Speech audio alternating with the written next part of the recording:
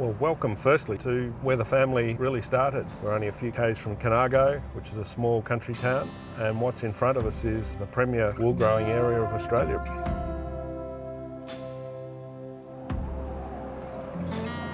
I would love to be still here in the Riverina growing sheep. Great-great-grandfather came here from Ballarat. 1970, it was a family company and there were 40-odd shareholders. Decided that there'd been a number of dry years and the wool prices were a bit subdued.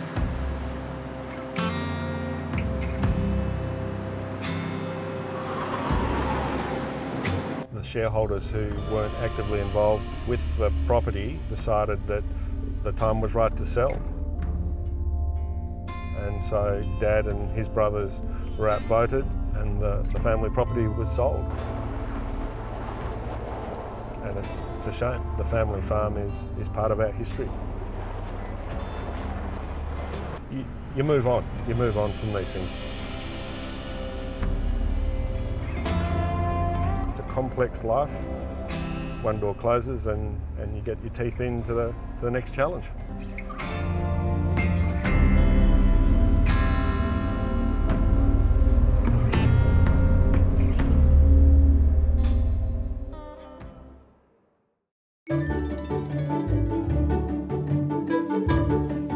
We've made a really successful and happy life down at Geelong and probably may have a bigger influence.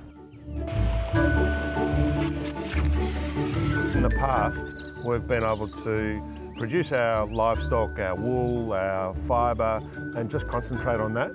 But in today's world, we're getting signals back from our consumers saying, what you did in the past, that was fine, but you can do it better.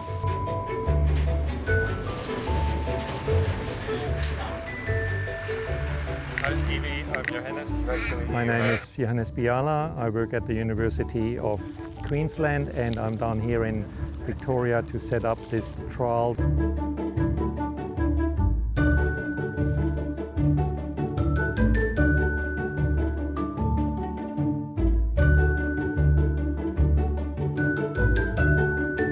We are really looking at the nutrient availability from different organic soil amendments, and in this case it is urban-derived compost.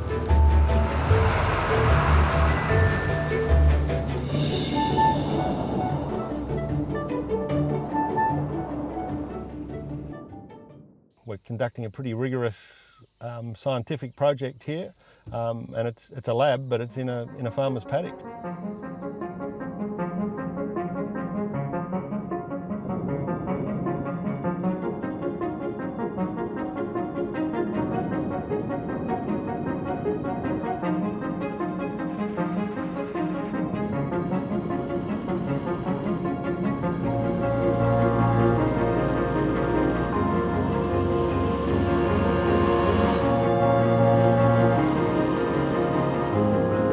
Farming is what I've done for 30 years.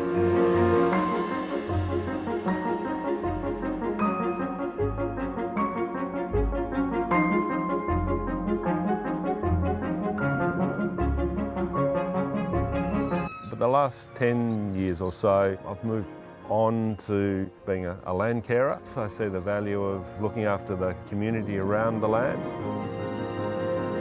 And we can't do that in isolation. We can't do that by ourselves in the country. And that's where our urban friends, cousins, people come into it, because that's where the population is. We're in a really dry, arid country. If you want the quality, we've got to feed the animals properly. We can't let our animals go hungry. We don't let our children go hungry.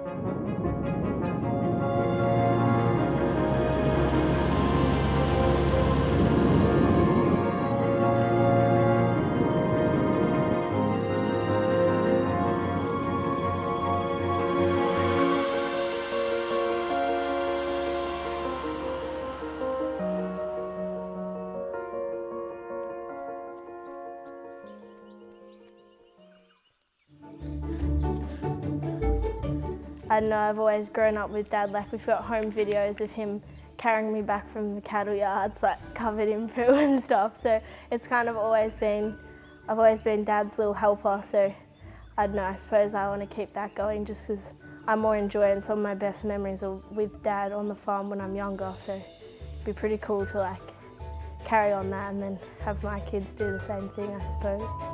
I think for our generation, the future of farming is super important because I feel like the messages of animal welfare and stuff are all just starting to come out now. It's important that all of that stuff gets like the right message across so that the industry can keep going.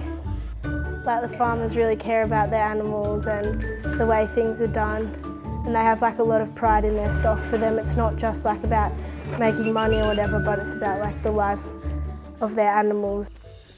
We had a field day and the intention was really to promote use of organic soil amendments.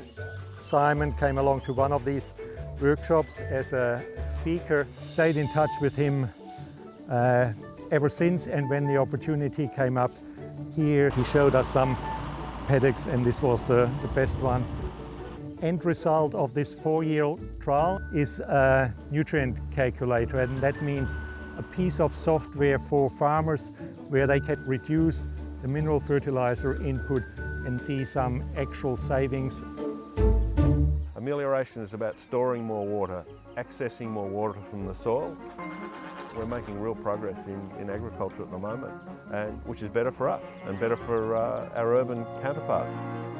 A lot of the products that are seen as waste products in the city, the waste from restaurants, supermarkets, and even just the green waste wheelie bins from our backyards, the lawn clippings, the prunings, we can turn that into a product that can help improve the soil health.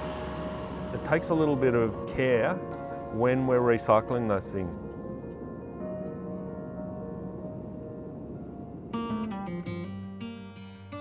There's not much that agriculture doesn't touch in some form. We need to feed this world, this growing world. We need people that understand technology. There's something in it for everyone.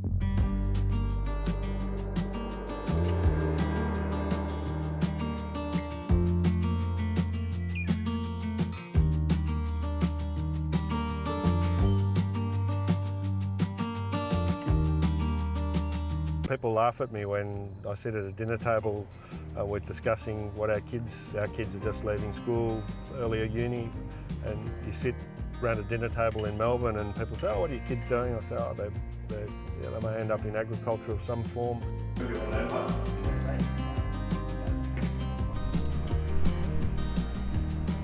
I'm Andy Faulkner. I study biomedical science at Monash University. Growing up around here has really sort of shaped the way, my understanding of the ag industry, and it's a very hands-on, like it's not just, like Dad goes to work, like we're very much a part of it as well, like living on the farm. It's like one of those things that the older I've got, the more I've been able to sort of appreciate how much knowledge Dad has. Like when I'm a kid, obviously, you think like Dad's farming or he's doing this or he's trying a different crop.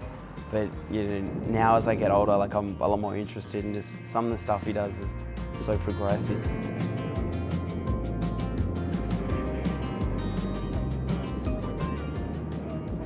These are pretty miserable looking specimens, but there's plenty of pods. Everyone said I was crazy trying to do it. It sort of surprises me the more I find out. Like it's hard to believe, 2-3 years ago, or sort of more the longer, like I didn't realise, but just the stuff he does is cool, and Dad's pretty quiet, like he doesn't talk about it that much, but if you start asking questions, like he loves opening up. You can tell he's so passionate about the different projects he's got going on. Dad's pretty humble, he's not one to brag, or like he got this big award. Farm has an effect. And I sort of, I wouldn't have known the significance of it if it wasn't for Mum.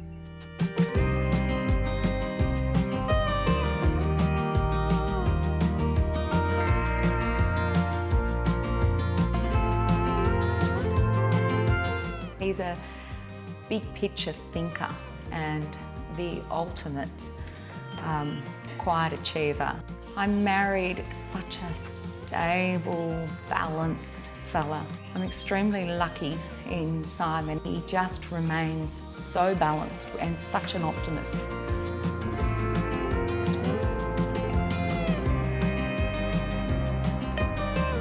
Life is not full of lots of ups and downs with Simon. He just gets on and does.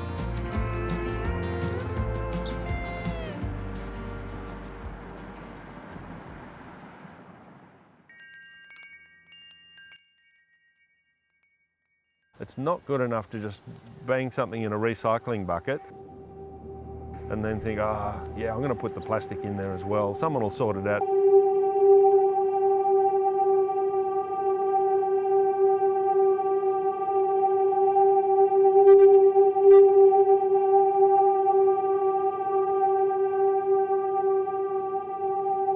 Every project he does, everybody that he works for, I suppose, he doesn't see it that way, and nor do I. It's very much, he might be employed by someone, but what he's doing is actually for himself. He gets personal satisfaction out of everything that he does.